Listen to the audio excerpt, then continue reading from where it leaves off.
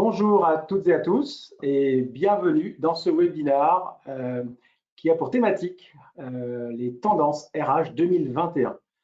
Donc, je vais avoir le plaisir de vous présenter ces tendances. Donc, je vais vous expliquer comment nous en sommes arrivés à pouvoir justement identifier ces tendances en termes de ressources humaines.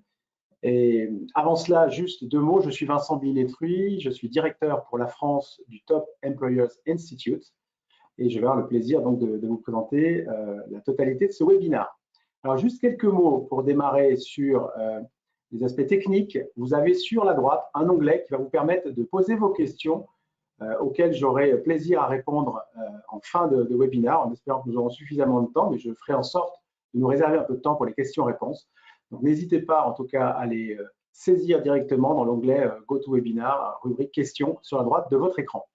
Alors, en termes d'agenda, alors déjà plutôt d'agenda, je vais toujours tout de suite vous présenter Top Employers Institute, ce sera beaucoup plus rapide. Alors, qui est le Top Employers Institute? Nous sommes l'autorité internationale indépendante dont la mission est d'auditer les stratégies et les pratiques en matière de ressources humaines des entreprises. Et pour ce faire, nous faisons ça donc depuis 30 ans. Et cette année, en 2021, nous avons certifié près de 1700 organisations dans 120 pays dans le monde. Et en ce qui concerne la France, nous avons certifié 94 entreprises en 2021. Voilà, en ce qui concerne ce premier élément de présentation. Alors, concernant l'agenda, je vais d'abord vous présenter justement comment nous en sommes arrivés finalement à définir ces tendances et quels sont les enseignements justement de ces tendances. Et puis, bien sûr, on gardera un temps, encore une fois, de questions-réponses pour y répondre à la fin de ce webinaire qui se terminera à 15h00. Alors, le rapport des tendances du Top Employers Institute, c'est quelque chose qui n'est pas nouveau. On édite ce livre de tendances ou ce rapport des tendances depuis maintenant 2017, donc chaque année depuis 2017. Pour certains, vous avez pu en effet constater qu'on est assez régulier au poste de pouvoir vous transmettre ces tendances qui sont généralement très attendues par le marché des ressources humaines. Et donc, vous allez avoir l'exclusivité et surtout en avant-première, justement, quelles sont ces tendances 2021. Et ce rapport vous sera bien entendu envoyé à l'issue de ce webinaire ainsi que le replay avant d'être publié publiquement, on va dire, en fin de semaine. Alors, quelques mots finalement sur comment nous constituons notre panel et quelles sont les entreprises qui sont certifiées. Vous avez à l'écran les 94 entreprises qui ont été certifiées par Top Employer cette année. Vous verrez que beaucoup de noms vous seront familiers. Tous les secteurs, globalement, y sont représentés. Certains peut-être un peu plus que d'autres, mais en tout cas, vous voyez à l'écran en fait l'ensemble des entreprises qui, à un moment donné, se sont posé la question de challenger leurs pratiques en matière de ressources humaines et donc de se faire auditer au risque de ne pas toujours être certifié d'ailleurs par le Top Employers Institute. Quelques mots sur le panel en fait. Là, vous avez les noms des entreprises. Donc le panel en fait, 94 entreprises certifiées comme je vous le disais, 18 nouvelles, une implantation géographique essentiellement internationale, beaucoup d'entreprises qui sont à la fois présentes en France et à l'international. 3 secteurs un peu plus représentés que les autres, mais finalement pas tant que ça. Et puis, quand on parlait d'international, eh bien, on peut le voir qu'en moyenne, les entreprises qui sont présentes à l'international le sont beaucoup, dans plus de 60 pays, et avec des effectifs qui, justement, au niveau global, sont très importants, puisqu'en moyenne, plus de 80 000 personnes dans les entreprises qui ont été certifiées cette année. Et donc, une répartition de population avec, voilà, que vous pouvez voir en bas à droite, par rapport aux générations et par rapport aux typologies de collaborateurs. 2 mots sur finalement la méthodologie qui est la nôtre, en tout cas la structure de notre référentiel RH, donc qui fait aujourd'hui justement référence sur le marché. Nous auditons aujourd'hui 6 domaines que vous pouvez voir donc présents à l'écran, qui sont ensuite répartis en 20 thématiques et le tout en à peu près 400 pratiques que nous allons auditer. Les 6 domaines, en fait, vous avez les 2 domaines au-dessus, Steer and Shape, qui sont vraiment très liés à l'organisation et à la stratégie RH et comment tout cela est piloté. Les 3 blocs du milieu constituent un peu la colonne vertébrale finalement du parcours collaborateur, Attract, Develop and Engage. Et puis le dernier cube que vous pouvez voir en bas, c'est Unite, c'est vraiment tous les éléments, le rôle sociétal, le rôle fédérateur finalement de l'entreprise et qu'est-ce qui réunit les collaborateurs autour d'un même projet. Voilà en ce qui concerne quelques mots introductifs sur qui est le Top Employers Institute et sur quoi nous nous appuyons quand nous allons vous présenter les tendances qui sont les nôtres pour 2021. Alors, 4 tendances majeures pour 2021, vous les voyez apparaître à l'écran, donc on va les parcourir, on va passer un peu de temps sur chacune d'elles et on va démarrer donc tout de suite par transparence et inclusion, qui est une tendance qu'on a vu émerger véritablement cette dernière année. Alors, ce qu'on a constaté, c'est que véritablement le fait de réunir la communication autour du changement, autour d'un projet d'entreprise ou tout simplement sur l'actualité business quand même bien mouvementée en 2020, eh bien, ça a constitué une tendance de fond vraiment importante. Et ce que l'on a constaté, c'est que finalement, les collaborateurs avaient de plus en plus besoin de sortir d'un mode de management parfois infantilisant. Et par cela, j'entends, oui, les collaborateurs sont aussi capables d'entendre autre chose que les bonnes nouvelles. Et ça signifie qu'à un moment donné, la transparence de la communication, même sur des éléments peut-être pas aussi positifs qu'on a l'habitude de communiquer, c'est important pour les collaborateurs de les entendre. Et ça, les top employeurs France l'ont bien compris, puisque cette année, en fait, 100% des top employeurs France communiquent régulièrement et de façon transparente sur les orientations de l'entreprise. Encore une fois, quelles qu'en soient les conséquences. Ce qu'on a vu évoluer cette année par rapport à cette communication, c'est les moyens de communication. Et on a vu notamment que les réseaux sociaux internes d'entreprise sont définitivement devenus un canal de communication prioritaire. Pratiquement 9 top employeurs sur 10 les utilisent majoritairement. C'est une hausse de pratiquement 10 points par rapport à l'année précédente.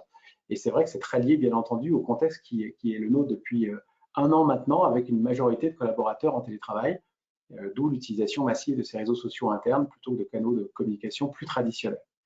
Un point qui a été vraiment clé cette année, justement, ça a été la qualité de cette communication. C'est-à-dire que communiquer, c'est bien, mais le fait de s'assurer que les informations communiquées sont bien comprises et qu'elles sont communiquées de façon suffisamment fréquente a été un point qu'on a pu constater. Et à ce titre, on est à pratiquement 70% des top employeurs France qui mesurent la qualité et la pertinence de leur communication auprès de leurs collaborateurs, ce qui constitue une augmentation de 9 points par rapport à l'année précédente. Toujours dans cette tendance de transparence, l'importance finalement de recueillir le feedback des collaborateurs et avec notamment une approche de plus en plus orientée client. Alors évidemment, ça fait forcément référence à tout ce qui est symétrie des attentions, mais vous allez voir qu'en effet, c'est quelque chose qui est en train de prendre de l'ampleur. Alors c'est vrai que cette année, encore une fois, compte tenu du contexte bien spécifique que nous avons tous vécu et que nous vivons encore depuis un an, les RH ont vraiment été incités à intensifier la mesure du climat social des équipes au travers d'un feedback collaborateur plus systématique. Le fait de recueillir le ressenti des collaborateurs au moment opportun, afin notamment de répondre rapidement aux préoccupations des équipes, ça a été vraiment quelque chose qui a été perçu comme véritablement clé par les entreprises certifiées top employeurs en France. Alors, qu'est-ce qu'on entend exactement par approche orientée client?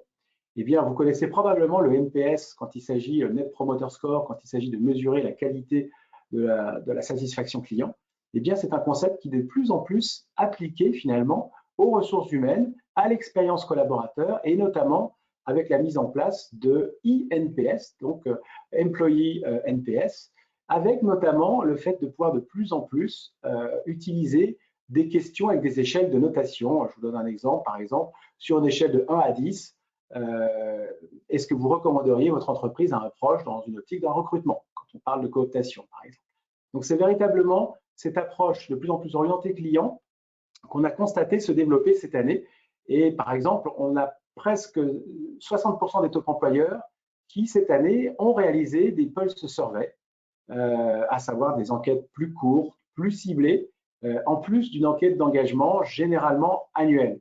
Et quand je dis 60%, pour que ça vous parle vraiment, c'est une augmentation de 24 points par rapport à l'année précédente. Ça fait une augmentation donc de 70%, c'est gigantissime. Et on a bien senti que le contexte actuel était propice et nécessité de la part des RH d'aller véritablement mesurer le pouls du corps social. Alors, quelque chose qui nous a surpris, mais quand on y réfléchit bien, qui peut tout à fait s'expliquer, c'est que ce qui est remonté justement des enquêtes d'engagement qui ont pu être faites par ces entreprises certifiées top employeurs cette année, les deux priorités, les deux éléments qui sont remontés en priorité sont la rémunération globale et le fait que les collaborateurs attendent de l'organisation qu'elle soit plus agile. Alors pourquoi je dis que c'est surprenant mais que ça peut s'expliquer? En réalité, nos audits ont été pour la plupart réalisés à partir, on va dire, du mois de mai de l'année dernière. Et c'est vrai qu'à ce moment-là, les enquêtes d'engagement qui avaient pu être réalisées ou les pulse surveys qui avaient pu être réalisés par les collaborateurs, par les entreprises auprès de leurs collaborateurs à ce moment-là, étaient probablement des enquêtes qui étaient pré-crise Covid. Et c'est la raison pour laquelle, à ce moment-là, les préoccupations étaient probablement plus liées à la rémunération globale et au fait que l'organisation soit un peu plus agile, parce que je pense qu'on l'a tous vécu, nos organisations, dans la plupart des cas, se sont montrées plutôt très agiles l'année dernière, notamment en termes de RH, mais on y reviendra. En ce qui concerne la diversité et l'inclusion, eh bien c'est vrai qu'il y a une attente ces dernières années de plus en plus importante de la part des différentes parties prenantes de l'organisation, qu'on parle des collaborateurs, que l'on parle des clients, que l'on parle des fournisseurs, des actionnaires, etc. Des attentes véritablement en matière de développement de tout ce qui est diversité et inclusion et que l'entreprise doit prendre en compte. On l'a vu avec le développement des hashtags MeToo, du mouvement Black Lives Matter, etc. Donc ça a été vu à la fois comme une façon de répondre à ces attentes nouvelles ou grandissantes et également un fort levier de développement du business. Alors à ce titre, on va dire que les initiatives des top employeurs en France en matière de diversité et inclusion sont à peu près toutes à la hausse. C'est vrai qu'on a un environnement légal plutôt propice en France concernant le développement des initiatives en matière de diversité et inclusion, et ce qui fait que la France se situe généralement très en avance, notamment par rapport aux autres entreprises certifiées top employeurs dans d'autres géographies dans le monde. Et c'est la raison pour laquelle ces initiatives sont presque toutes à la hausse. Notamment, par exemple, le fait de consulter des réseaux diversité et inclusion dans l'entreprise pour influer sur certaines pratiques en matière de ressources humaines. C'est vraiment tenir compte des minorités, tenir compte d'un certain nombre justement de réseaux Diversity and Inclusion. Et ça, c'est le cas, par exemple, pour 61% des top employeurs qui l'ont mis en place, et c'est une hausse de 12 points. Donc, on voit bien que cette tendance est vraiment une tendance de fond qui s'accélère. Alors, je disais qu'elle était presque tout à la hausse.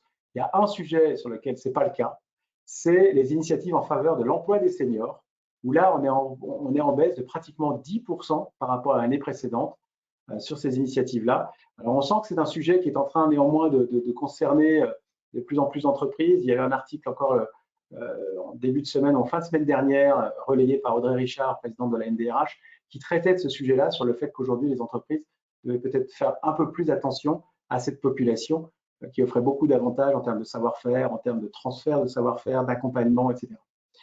Voilà concernant cette première tendance, donc transparence et inclusion. Deuxième tendance, véritablement, c'est tout ce qui touche autour de l'accélération de la digitalisation. Ça va toucher évidemment tous les pans de l'organisation, tous les pans de l'entreprise. Le premier, c'est tout ce qui tourne autour de l'apprentissage. Il est évident qu'à partir du globalement mi-mars l'année dernière, eh bien l'apprentissage a été fortement modifié avec l'arrêt globalement de 100% des cours en classe présentielle, physique, et le développement d'un certain nombre d'outils qui ont pu prendre le relais, certains étant déjà en place dans les organisations, d'autres qui s'y sont implantés de façon très très rapide. Et je pense notamment à tout ce qui est outils de classe virtuelle, parce que certaines entreprises ne s'étaient pas encore forcément essayées à cette manière d'apprendre. Mais c'est vrai que ce qui est certain, c'est que les outils et les canaux ont dû être adaptés aux nouveaux besoins et aux attentes des collaborateurs et des organisations, et que la digitalisation de la formation est vouée à perdurer pour rendre finalement les apprenants encore plus autonomes dans leur développement et permettre à l'organisation justement d'être encore plus efficace et performante. Alors quelques éléments. Quelques chiffres, 63% des top employeurs disposent de communautés de formation en ligne. Ça, c'est véritablement parce que les organisations se sont rendues compte que faciliter l'apprentissage collectif était un axe véritablement pour aider les entreprises aider les collaborateurs pardon, à échanger les bonnes pratiques ensemble. Et puis également le fait qu'il y ait des changements de format en matière de digital learning. Notamment, on est pratiquement à un top employeur sur deux qui aujourd'hui intègre des contenus de micro-learning dans les activités et les actions quotidiennes des collaborateurs. L'objectif, c'est de rapprocher la formation de tout ce qui est situation de travail professionnelle, hein, donc c'est ce qu'on appelle formation en situation de travail, et qui permet justement de les aider directement, et notamment en implantant la formation dans les outils les plus couramment utilisés par les collaborateurs. Enfin, nouvelle tendance sur tout ce qui est apprentissage et sur l'aspect digital de l'apprentissage, c'est la montée en puissance véritablement de tout ce qui est contenu et support de formation créé directement par les collaborateurs et plus seulement par un département formation. Donc, on est vraiment en train d'assister à une évolution de la part du département formation qui va de plus en plus devenir un facilitateur qu'un créateur de la formation. Et à ce titre, plus d'un top employeur sur deux aujourd'hui, justement, mettent en place ou incitent ou soutiennent les collaborateurs à créer eux-mêmes des supports de formation. Donc, c'est toute la tendance de User-Generated Content où on va vraiment pousser les collaborateurs à créer eux-mêmes et à partager entre eux leurs bonnes pratiques. Deuxième élément en matière de digitalisation, et ça, c'est vrai que le contexte a beaucoup aidé, c'est la digitalisation finalement comme moyen d'autonomiser les managers et les collaborateurs. Clairement, on a pu voir ces derniers mois que la DRH a œuvré pour autonomiser davantage les managers et les collaborateurs, tout simplement parce que cette DRH avait besoin de disposer de plus de temps pour gérer à la fois les sujets opérationnels business liés à la crise et puis mener aussi certains projets stratégiques qui, la plupart du temps, n'ont pas forcément été décalés dans le temps, mais qu'il a fallu mener en parallèle du reste. Donc, un vrai besoin de la part des DRH de gagner du temps et pour ce faire, d'augmenter la digitalisation des RH sur cette année. Deux exemples par rapport à cette digitalisation en matière d'expérience manager et collaborateur, c'est d'une part permettre aux collaborateurs d'avoir accès aux principaux services RH, alors voilà, via une interface simple, intuitive, facilement accessible en libre service. Donc là, c'est plus de 80% finalement des top employeurs en France qui l'ont mis en œuvre. Et puis, deuxième exemple, c'est comment aider les managers dans leurs décisions RH, notamment en matière de rémunération, de promotion, de budget RH, à qui on a fourni beaucoup plus de tableaux de bord cette année que les années précédentes. Et donc 67%, donc 2/3 des top employeurs, ont justement mis en place ce type de tableau de bord pour aider ces managers. C'est une augmentation de 11 points par rapport à l'année précédente. Donc on voit bien que c'est une tendance de fond. Troisième élément en ce qui concerne l'accélération de la digitalisation, c'est comment engager davantage le collaborateur dès son premier contact avec l'entreprise finalement et jusqu'à son dernier contact ou son dernier jour dans l'entreprise.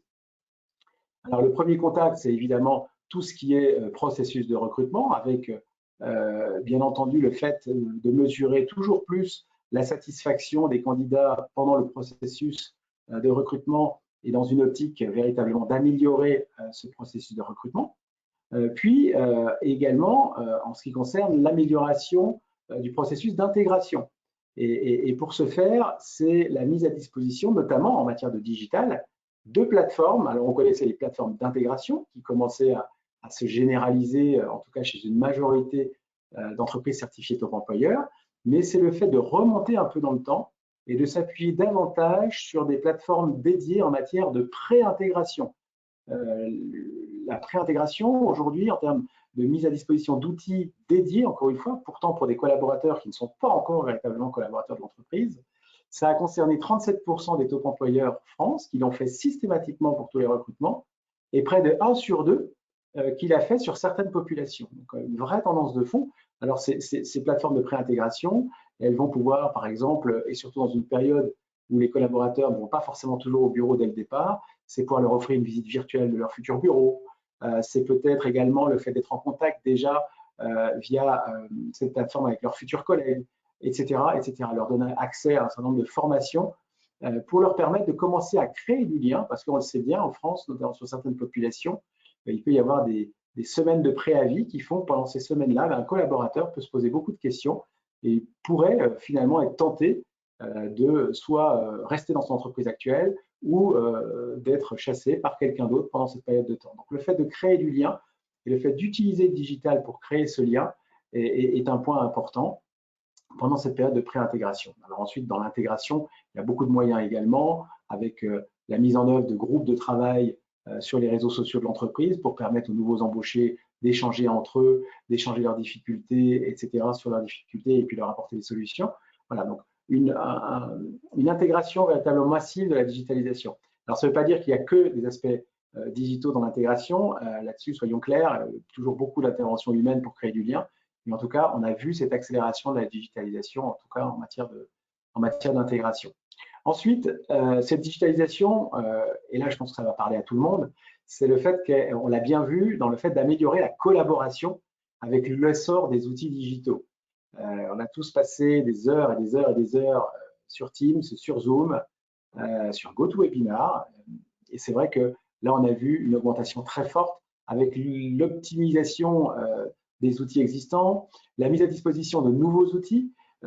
Alors, quand on parle d'espace de travail, c'est à la fois des espaces de travail virtuels, mais c'est aussi finalement une évolution des espaces de travail physiques, ou comment optimiser la collaboration quand les rares fois où les gens sont présents au bureau.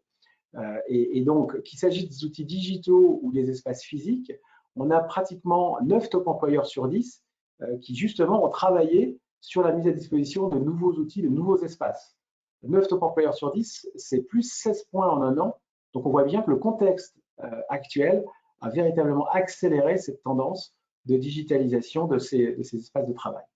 Enfin, on ne pourrait pas parler d'engagement du collaborateur, du premier contact avec l'entreprise à son dernier jour dans l'entreprise, sans parler de offboarding, qui est une tendance qui prend vraiment d'ampleur et qui se structure. On a aujourd'hui 75% des top employeurs en France qui ont mis en place systématiquement et qui ont structuré une démarche d'offboarding, donc d'accompagner leurs collaborateurs vers la sortie dans une optique de les rendre ambassadeurs de l'entreprise une fois qu'ils seront sortis. Ils peuvent être clients, ils peuvent être partenaires, ils peuvent être futurs collaborateurs avec notamment le développement de la tendance des salariés boomerang qui sont prêts à revenir dans l'entreprise.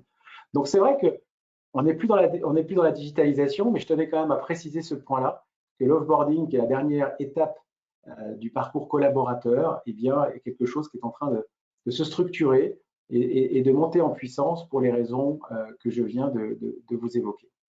Donc voilà en ce qui concerne cette deuxième tendance d'accélération de la digitalisation.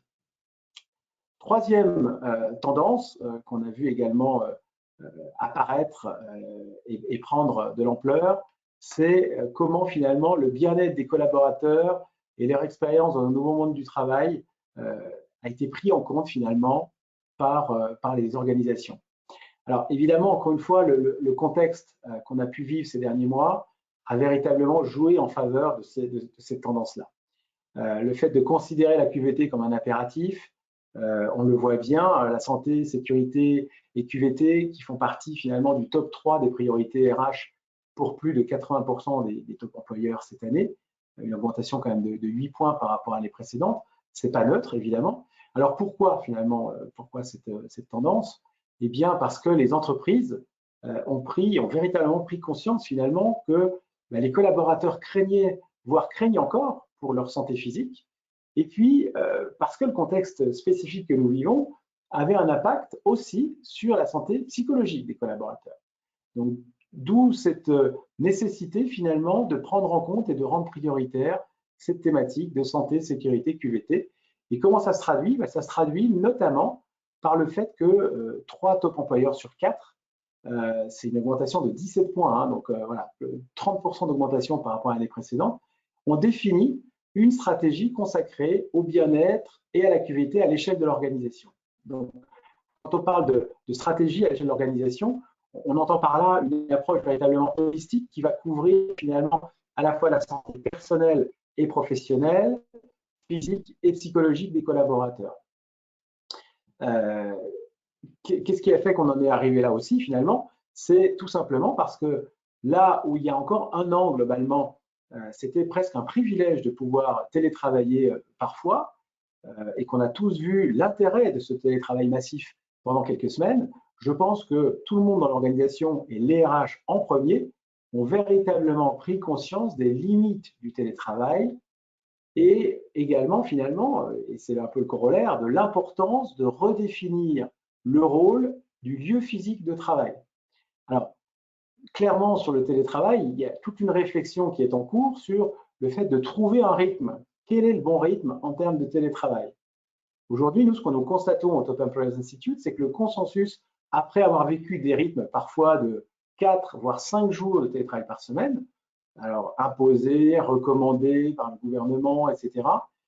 Aujourd'hui, le consensus est en train de s'établir à 2 ou 3 jours par semaine. Voilà. 2 jours de télétravail, 3 jours au bureau ou inversement. Mais en tout cas, on est en train de véritablement converger vers ce consensus de 2 à 3 jours par semaine chez les top employeurs France, mais également, on le voit également à l'extérieur quand on discute avec des DRH d'autres organisations. Ce que l'on voit cependant, c'est une véritable nécessité de formaliser des accords de télétravail afin de le normaliser davantage. Parce que tout s'est fait évidemment rapidement, parfois en dehors d'accords déjà préalablement établis. Et là, il y a une véritable nécessité de pouvoir essayer de normaliser tout cela. Également, quand on parle de rythme à trouver et de redéfinir l'importance du rôle du lieu physique de travail, c'est finalement comment faire évoluer cette relation avec le lieu physique. Et notamment, le consensus, là encore, qui commence à émerger, c'est finalement, je produis quand je suis en dehors de l'entreprise, j'apprends et je crée et je collabore quand je suis au bureau. Voilà, globalement, alors évidemment, tout n'est pas aussi tranché, bien entendu. La mise en place de nouveaux outils a permis quand même d'apprendre, de créer et de collaborer aussi en dehors du bureau, mais jamais autant que quand on est au bureau, pour stimuler la créativité des équipes, pour capturer l'informel, pour faire avancer certains projets. Qui n'a pas connu cette situation où, quand vous êtes dans un couloir en train de marcher, vous croisez quelqu'un, ça vous fait penser à une idée sur un projet, et bien tout cet informel qui est bien entendu, vous n'avez pas la même facilité de recréer quand vous êtes à distance et quand bien même tous les outils technologiques seraient présents au sein de votre organisation. Et puis également l'apprentissage collectif, voire si on va un cran plus loin finalement, c'est le développement et ou le maintien du lien social. Et finalement, on se rend compte que cette dernière année, elle a finalement positionné l'entreprise un peu comme un ciment social, notamment dans une période où justement la vie sociale est plutôt en berne. Eh bien, qu'est-ce qui va cimenter un peu la vie sociale? Eh bien, ça va être l'entreprise. Donc, quand je dis l'entreprise, c'est l'entreprise cette fois-ci au sens physique du terme. Et quand on entend toutes les réflexions qu'il peut y avoir sur le fait de, tiens, on va rendre nos bureaux, on n'aura plus de bureau physique, etc. Voilà, nous, on est convaincus au Top Employers Institute qu'il y a des vraies réflexions à avoir avant de prendre des décisions qui pourraient être vues comme hâtives, fâcheuses à terme pour l'organisation. Alors, les initiatives en matière de QVT, elles ont été aussi liées aux besoins des collaborateurs de se sentir davantage responsabilisés. Il est clair qu'avec le développement du télétravail, cette tendance de fond des collaborateurs de se sentir responsabilisés s'est vraiment exacerbée. Ils ont souhaité quand même que les modes de management évoluent, s'affranchir du micromanagement de certains managers dans leur organisation. Et ça a vraiment été exacerbé par le développement du travail à distance, c'est évident. Et à ce titre, et comment finalement responsabiliser les collaborateurs, comment les Top Employers France ont-ils fait? Eh bien, déjà dans un premier temps, ils ont offert des conditions de travail flexibles à leurs collaborateurs. Alors, des conditions de travail flexibles, c'est quoi? C'est évidemment du télétravail, mais c'est aussi du travail à temps partiel, par exemple, pour certains collaborateurs qui le souhaitaient, parce que dans des environnements personnels, parfois, ou avec les enfants à la maison, c'était compliqué à gérer avec des contraintes personnelles qui rentraient dans le cercle professionnel. Donc là, on est pratiquement à 9 top employeurs sur 10 qui ont offert des conditions de travail flexibles à leurs collaborateurs, donc c'est vraiment pas négligeable. Et puis, un peu dans le même ordre d'idée, un top employeur sur 2 qui, cette année, a donné à ses collaborateurs les moyens de gérer de façon autonome, on va dire, à la fois leur lieu et leur temps de travail. Le lieu, on voit bien ce que c'est comment se confiner dans un lieu qui n'est pas forcément votre lieu habituel. Et puis, le temps de travail, c'est flexibiliser finalement ce temps en disant si à un moment donné, je dois, en tant que collaborateur d'entreprise X, passer 2 heures à accompagner mes enfants sur une activité parce que, comme on le vit tous en ce moment depuis hier, d'avoir à nouveau les enfants en classe virtuelle à la maison, eh bien, il faut se libérer du temps et quitte à ce que le collaborateur, on le rende autonome sur le fait de décider de se reconnecter plutôt entre 20h et 22h parce qu'il a pris du temps dans sa journée pour faire autre chose. Donc, ça vient un peu, comment dirais-je, ça vient un peu percuter finalement tout ce qu'on a toujours mis en avant dans les entreprises de dire il faut limiter les temps de connexion, les horaires auxquels on va se connecter, etc. Eh bien, c'est vrai que cette dernière période est venue un peu percuter tout ce qui avait été construit par les entreprises ces dernières années en la matière, mais plutôt de façon positive, en l'occurrence, en flexibilisant justement et en donnant la possibilité aux collaborateurs d'être beaucoup plus autonomes et responsables sur la façon de gérer leur travail et donc en s'affranchissant de plus en plus avec du micromanagement. Alors, dernier point sur cette partie-là, comment adopter une approche plus flexible en termes de gestion de la performance et du développement de carrière? C'est finalement, effectivement, comment faire évoluer l'expérience des collaborateurs dans ce nouveau monde du travail. Alors, on a vu notamment que, en ce qui concerne la gestion de la performance, il y a une augmentation constante du nombre d'organisations.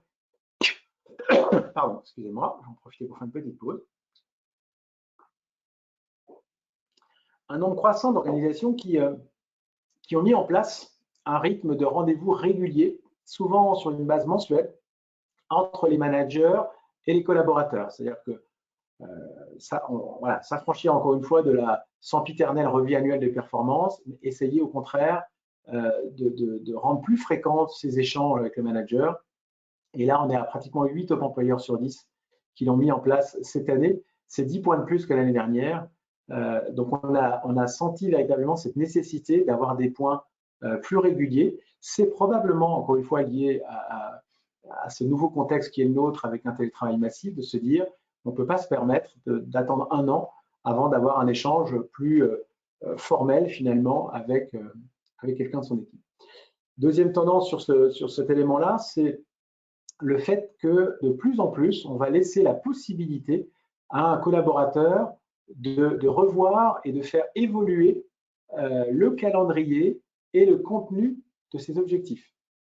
Le calendrier, c'est de se dire, OK, les objectifs étaient annuels, vu le nouveau contexte, et bien finalement, comme des projets vont être décalés, et bien les objectifs seront sur une période de 14 ou de 16 mois, par exemple. Ou le contenu de l'objectif, de dire, le fait d'avoir tel rôle sur tel projet ne peut plus être un objectif en tant que tel, puisque compte tenu du contexte, le projet a été arrêté. Et donc, on ne peut pas attendre la fin de l'année pour dire à un collaborateur, tu n'as pas atteint tes objectifs. Alors, je schématise volontairement à outrance, mais en tout cas, de se dire, il faut faire évoluer l'objectif en cours d'année pour tenir compte de l'évolution des projets, de l'activité et de l'actualité de l'organisation. Et sur ce sujet-là, encore une fois, on est globalement à 8 top employeurs sur 10 cette année qui ont permis à leurs collaborateurs d'avoir une action sur le calendrier ou sur le contenu de leur objectif.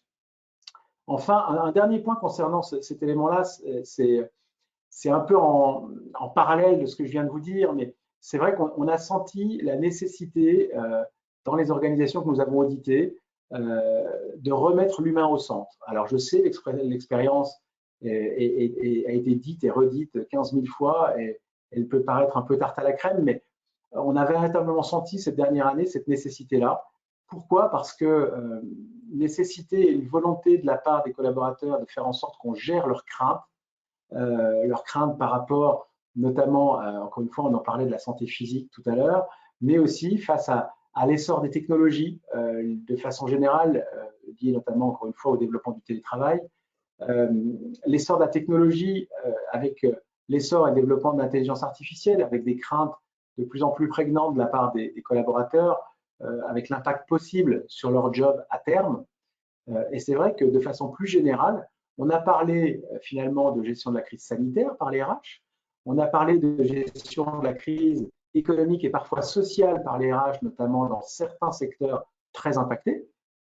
Et puis, de plus en plus, actuellement, on est un peu sur la dernière vague, en tout cas en ce qui concerne cette gestion de crise, c'est la gestion de la crise psychologique, avec beaucoup de burn-out, avec beaucoup de collaborateurs en détresse, et notamment dans les populations RH que nous côtoyons au quotidien et que vous côtoyez au quotidien.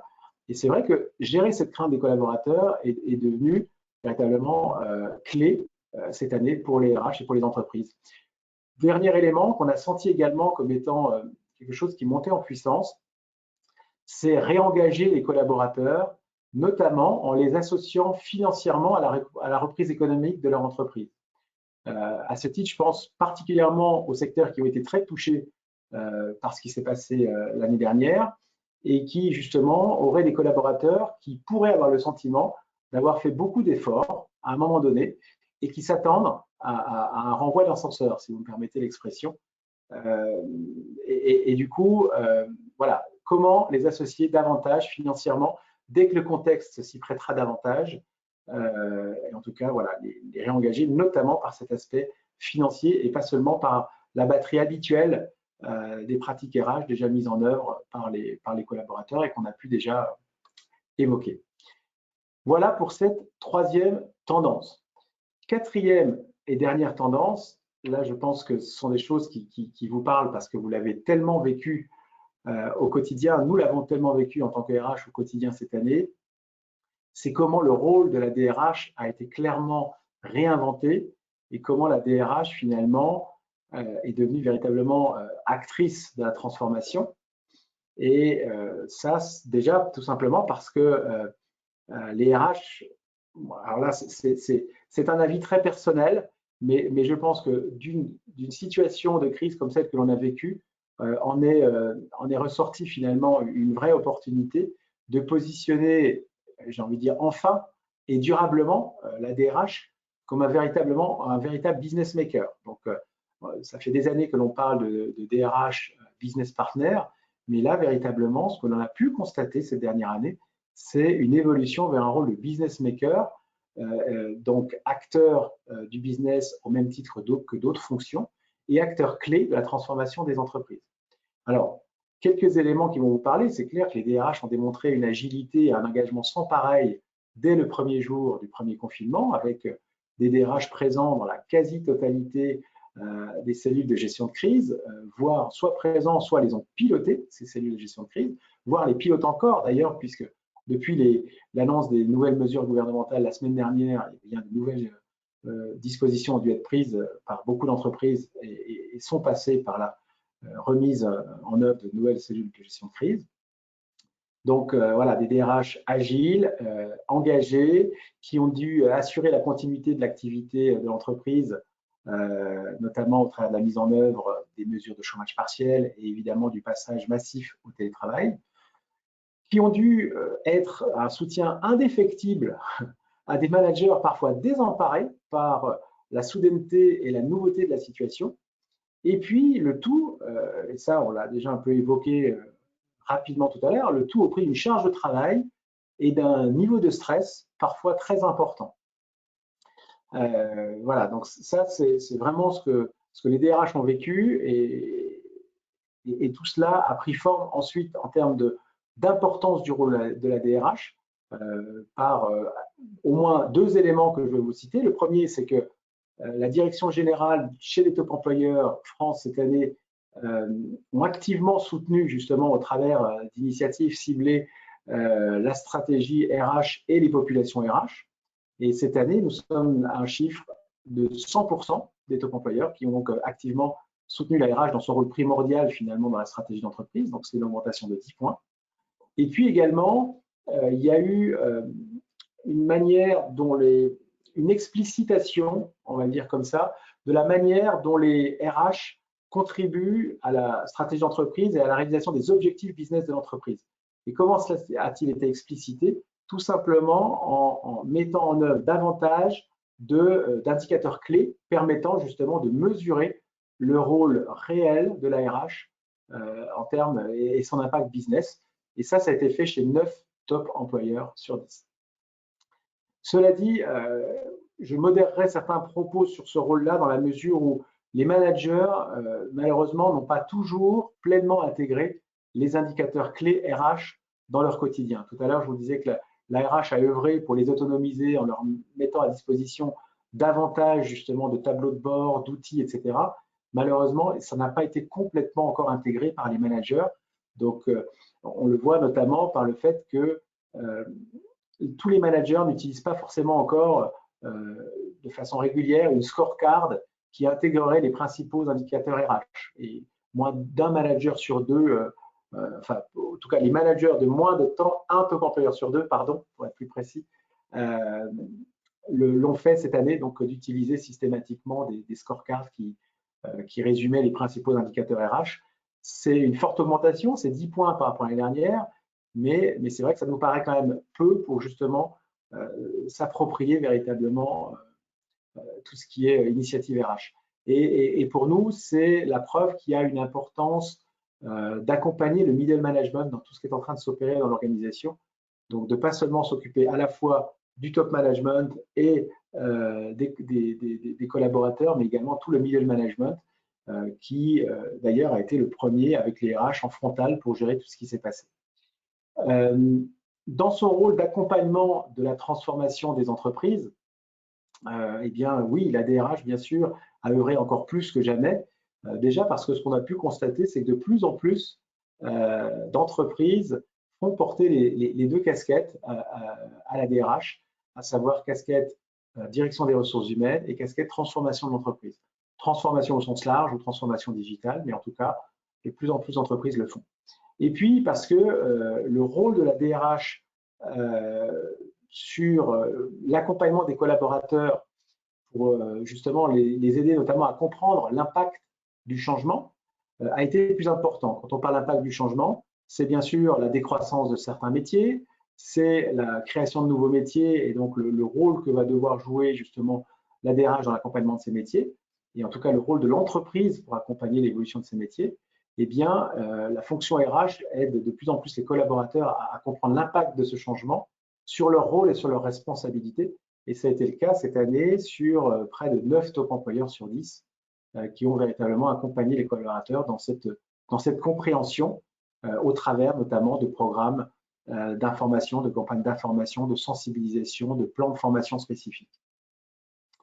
Alors, dernier élément, je surveille le timing, et c'est très bien, il nous restera globalement 15 minutes pour les questions-réponses pour ceux qui le souhaitent.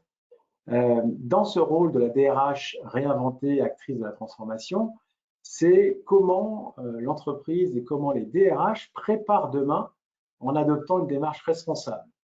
La démarche responsable, je l'évoquais tout à l'heure, c'est comment répondre notamment aux attentes de toutes les parties prenantes. Eh bien, on l'a vu cette année, notamment avec la montée en puissance du développement des entreprises à mission. Indépendamment ou pas, bien entendu, de la loi Pacte, hein, qui a bien encadré en fait ce qu'est une entreprise à mission, on a constaté dans les audits que nous avons menés que près de 8 top employeurs sur 10 ont défini une raison d'être. Et qu'est-ce qu'une raison d'être finalement, si ce n'est l'entreprise à mission définie dans la loi Pacte? Donc on voit bien que c'est quelque chose qui a pris une ampleur forte au sein des entreprises certifiées top employeurs cette année. Ce que l'on a vu également en termes de preuves, on va dire tangibles, d'adoption d'une démarche responsable, c'est comment finalement le fait de préserver les emplois des collaborateurs en poste est de plus en plus une priorité essentielle de la part de l'entreprise quand celle-ci doit prendre des décisions stratégiques pour l'évolution de son business. Et ça, on l'a bien vu. Hein, donc cette année, on sait bien à quel point justement préserver les emplois a pu être un sujet d'actualité et une contrainte forte de certaines entreprises dans certains secteurs fortement touchés. Et là, on est à 94% des top employeurs France qui ont défini le fait justement de préserver ces emplois de collaborateurs comme une priorité essentielle. C'est plus 9 points par rapport à l'année dernière. Et cela se corrobore finalement assez bien avec un autre point de notre référentiel RH que nous auditons. C'est dans quelle mesure le fait d'intégrer l'impact social et environnemental dans une décision stratégique d'entreprise est pris en compte. Et ça, on l'a vu puisque c'est 87% des top employeurs qui le font systématiquement, une augmentation de 11 points par rapport à l'année dernière. Donc voilà, le fait d'intégrer systématiquement l'impact à la fois social et environnemental dans cette prise de décision. Alors pourquoi? Parce que c'est vrai que d'une part, bien entendu, on le disait, c'est parce que ça pour répondre à des attentes des parties prenantes, ça c'est certain, mais également parce que c'est considéré de plus en plus comme crucial de la part des entreprises pour assurer le succès et la rentabilité de l'entreprise. Dernier élément, cette démarche responsable, ça peut prendre la forme également de comment rendre plus concrètes les valeurs de l'entreprise. Les valeurs de l'entreprise, je pense qu'aujourd'hui, voilà, 100% des entreprises partout dans le monde ou presque ont des valeurs qui ont pu être définies, mais c'est comment finalement les transposer de plus en plus concrètes dans le quotidien de l'entreprise, dans le quotidien des collaborateurs. Et ça, pour nous, ça fait vraiment partie d'une démarche responsable et notamment, par exemple, le fait de former les collaborateurs sur ce que ces valeurs signifient vraiment et sur la manière de les vivre concrètement. À ce titre, on est un peu plus de 7 top employeurs sur 10, en augmentation de 10 points par rapport à l'année dernière, qui, justement, cette année, ont formé leurs collaborateurs sur la signification de ces valeurs et sur comment les vivre au quotidien. C'est un élément qui nous a surpris parce qu'on pensait justement que l'actualité et le côté très opérationnel de la situation et de l'agilité dont a dû faire preuve l'organisation et les RH cette année, on ne pensait pas que sur des sujets comme justement les valeurs de l'entreprise, il y aurait autant d'actions ou en tout cas une augmentation aussi forte de cette tendance. Compte tenu encore une fois du contexte, on pensait que ce ne serait pas prioritaire et on s'est trompé et c'est tant mieux quelque part. Et on l'a vu également de la façon dont cela a été mis en œuvre, c'est encore une fois sur une accélération d'une tendance qu'on avait pu constater, qui est la façon d'évaluer les comportements des collaborateurs en lien avec ces valeurs, notamment dans le process de gestion de la performance. C'est-à-dire que dans tout ce qui est process de performance management, entretien annuel, c'est comment intégrer finalement et évaluer les comportements des collaborateurs, c'est-à-dire pas seulement le fait que les objectifs soient atteints ou pas, mais la façon dont ces objectifs ont été atteints. Et là, on est pratiquement à 8 top employeurs sur 10, en augmentation de 7 points par rapport à l'année dernière. Et encore une fois, voilà, ça nous a quelque peu surpris en se disant que on n'imaginait pas que, compte tenu de l'ensemble des priorités RH, un focus particulier ait pu être mis sur cet élément également. Voilà en ce qui concerne la présentation de ces 4 tendances. J'ai essayé d'être le plus synthétique et concis possible pour laisser du temps justement aux participants à ce webinaire de s'exprimer, de commenter, de poser des questions. Et je vous invite à le faire. Si le nombre de questions est réduit, eh bien, tout le monde finira même plus tôt que prévu. Et sinon, je vous invite en tout cas à profiter de ce temps qui nous reste, à savoir 12 minutes, pour poser vos questions dans l'onglet, comme on vient de vous le rappeler à l'instant même, dans l'onglet qui est prévu à cet effet. Voilà.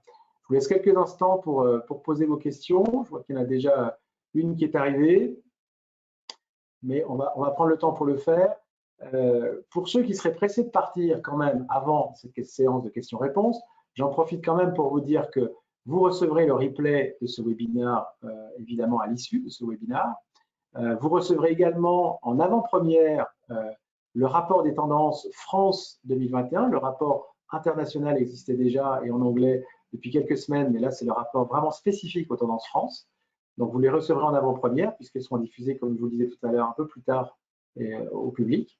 Et puis également, vous aurez 2 questions qui vont vous prendre moins de 20 secondes sur lesquelles on compte sur vous pour pouvoir justement mesurer la satisfaction que vous aurez pu avoir par rapport à ces webinaires et nous aider à nous améliorer. Voilà. Alors, première question. Il n'y a... Voilà. Attendez. Hop, tac, tac, tac. Est-ce que les DRH ont mis en stand-by certains projets à cause de la crise? Alors oui, je parlais tout à l'heure du fait que pour gagner du temps et gérer les sujets opérationnels d'une part et gérer les projets stratégiques, la DRH avait mis en œuvre des moyens digitaux pour autonomiser les collaborateurs et les managers.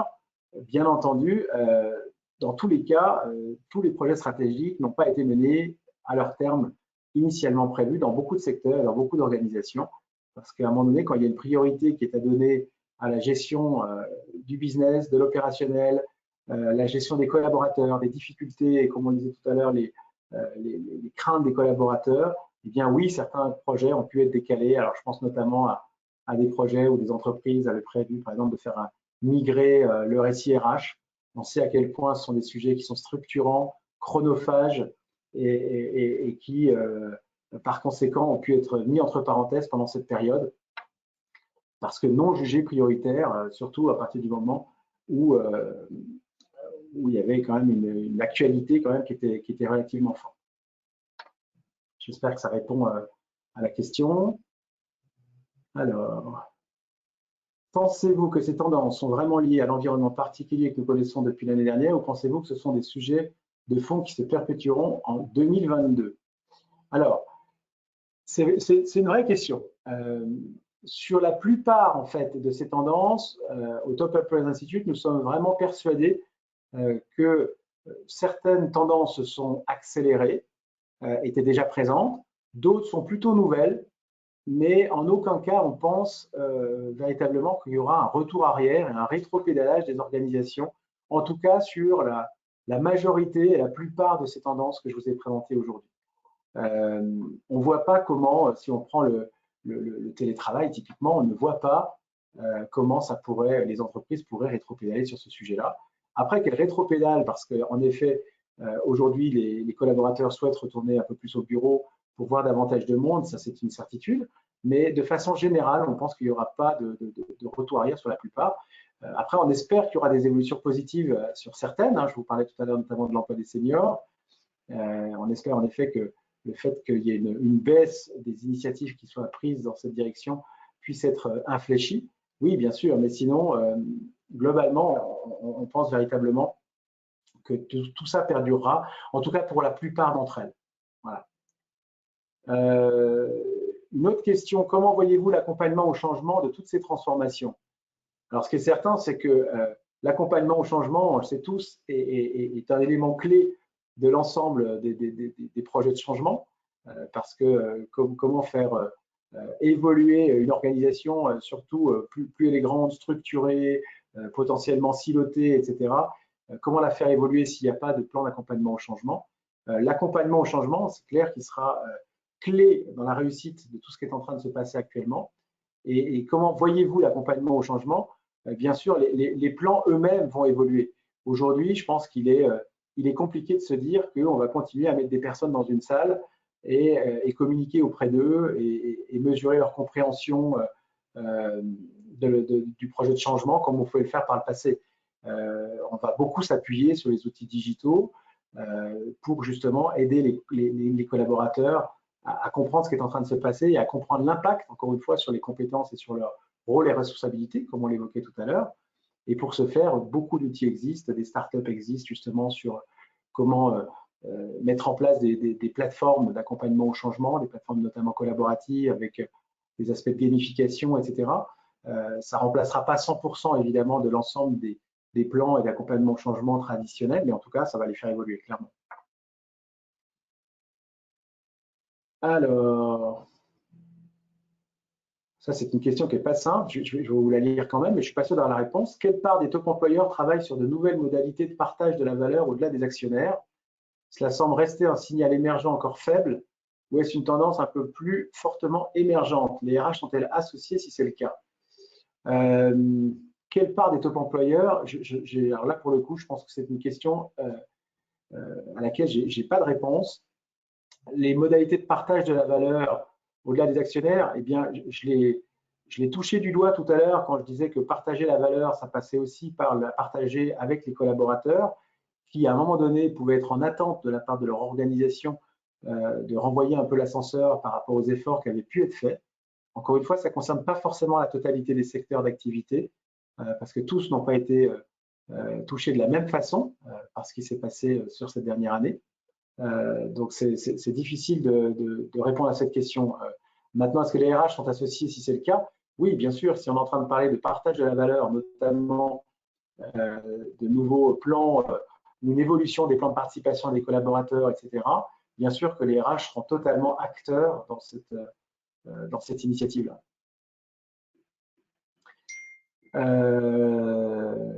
Tac, tac, tac. Alors, avez-vous des exemples de micro-learning? Alors oui, des exemples de micro-learning. Un micro-learning, ça peut prendre une forme aussi simple qu'un selfie vidéo de 1 minute d'un collaborateur qui va filmer une bonne pratique.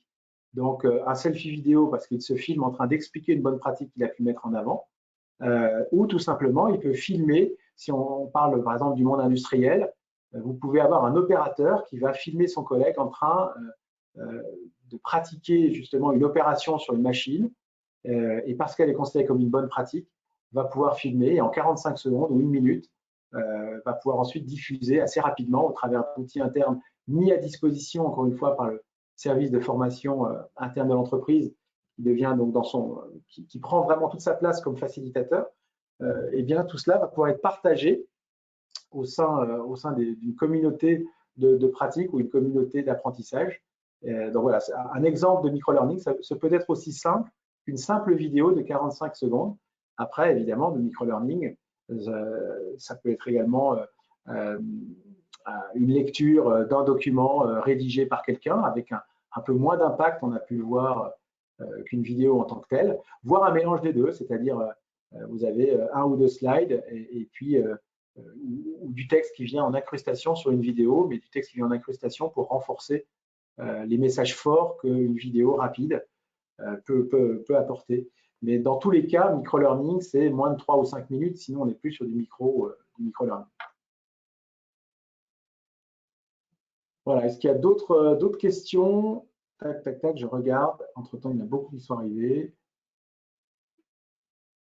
Tac, tac, tac. Quelles sont les compétences clés de demain? Excellente question, à la fois très d'actualité et très prospective. Les compétences clés, je pense que je ne surprendrai personne en disant que les compétences clés de demain seront des compétences très humaines, d'adaptation, donc plutôt des soft skills. Voilà, on est plus sur une approche compétence qu'une approche poste, avec des postes de moins en moins figés. Donc c'est vrai que la capacité de s'adapter à des nouveaux postes, hein, pour ceux qui ont suivi le webinaire que j'ai co-animé hier avec la DRH du groupe Monoprix, eh bien, en effet, on parlait bien du fait qu'on allait de moins en moins parler de métier et de plus en plus de compétences. Et donc, dans ces compétences, c'est le fait de pouvoir s'adapter rapidement, notamment au fait d'apprendre, des capacités d'apprentissage, capacités d'adaptation, agilité. Voilà, donc c'est globalement ce que je pouvais dire. Mais encore une fois, je pense que j'ai pas c'est une réponse qui n'est ni originale ni nouvelle, mais qui vient probablement entériner des présuppositions que vous pouviez déjà avoir ou comment dirais-je, oui, des présuppositions que vous pouviez avoir. Voilà, en tout cas, en ce qui concerne ces 4 tendances. Voilà, j'espère que ce webinaire a répondu à vos attentes. Vous avez été nombreux à y participer et je vois avec une audience relativement stable sur la totalité du webinaire qui pourtant était un monologue. Donc, j'espère que vous avez pris plaisir et que vous avez appris beaucoup de choses. Encore une fois, 2 questions vont s'afficher au moment où le webinaire se clôture. On compte sur vous pour pouvoir y répondre. Et puis, encore une fois, vous recevrez à la fois le replay pour ceux qui se seraient connectés plus tard ou auraient dû quitter plus tôt d'ici la fin de journée, ainsi que le rapport donc en avant-première. Merci pour votre attention et encore plusieurs webinaires sont à venir, notamment le prochain demain matin concernant la tendance diversité et inclusion, où nous ferons notamment intervenir Véronique Rousseau, qui est DRH Europe du Sud d'Amazon et qui interviendra sur cette thématique-là. Merci à toutes et à tous et à très bientôt pour un prochain webinaire du Top Employers Institute. Merci, au revoir.